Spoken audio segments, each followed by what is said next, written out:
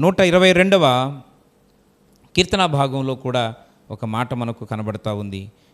7వ వచనంలో, నీ ప్రాకారములలో నెమ్మది కలుగునుగాక, నీ నగరులలో క్షేమముండునుగాక. అవును ప్రియమైన మిత్రులారా, మరి మనము దేవుని వాక్యము మన హృదయంలో ఉంటే మనకు నెమ్మది ఉంటుంది. అంత మాత్రమే కాకుండా దేవుణ్ణి స్తుతిస్తేనే ధైర్యం కలుగుతుంది. దేవుని స్తుతిస్తేనే ధైర్యం కలుగుతుంది. ఈ భక్తునటువంటి కీర్తనాకారుడు ఈ చక్కని మాట రాస్తూ అంటున్నాడు, దేవా నీ ప్రాకారములలో నెమ్మది కలుగునుగాక, నీ నగరులలో క్షేమముండునుగాక. ఈరోజు మన ప్రాకారములలో మన కుటుంబములలో క్షేమము సంతోషము ఉండాలి అని అంటే మనము దేవునితో ఉండాలి, దేవుని సన్నిధితో ఉండాలి, దేవుని ఆత్మ మనలో ఉండాలి. అప్పుడు ప్రియమైన మిత్రులారా, నీ ఇంటిలో నెమ్మది ఉంటుంది, నీ మనసులో నెమ్మది ఉంటుంది, నీ ఉండే గ్రామములో నెమ్మది ఉంటుంది, నీ వెళుతున్న సంఘములో నెమ్మది ఉంటుంది, నీ ఉంటే నగరులో కూడా నెమ్మది ఉంటుంది. ఎందుకంటే నగరము నెమ్మదిగా ఉంటే అందులో ఉండే నీ గ్రామం నెమ్మదిగా ఉంటుంది.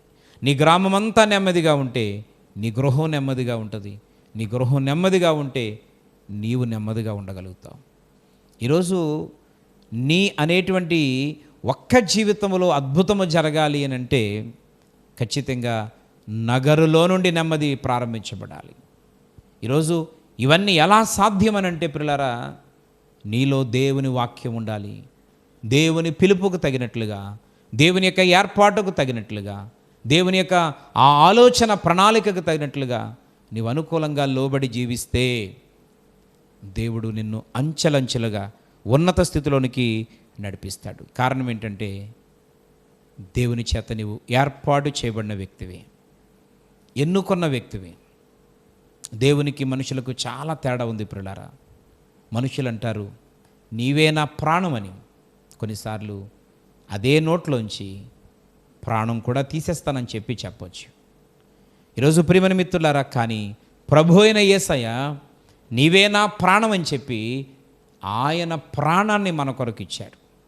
ఈ లోకములో ఉండే ప్రేమ ప్రాణం తీసే ప్రేమ, ప్రభు అయిన యేసయ్య ప్రేమ ప్రాణం ఇచ్చిన ప్రేమ. ఆయన ఇస్తానని చెప్పలేదు, ఆల్రెడీ ఇచ్చేశాడు. ఆయన చేసి చూపించాడు. ఈరోజు ఆయన ప్రేమలో, ఆయన ప్రణాళికలో, ఆయన చిత్తములో నీవు తల వంచి నడిచి ముందుకు వెళ్ళినట్లయితే దేవుడు నీ పట్ల ఆయనకున్న ఆలోచన, ఆయనకున్నటువంటి ఉద్దేశం, అనాది కాల సంకల్పం ఖచ్చితంగా దేవుడు నెరవేరుస్తాడు. ఇప్పటికైనా పోయిందేమీ లేదు.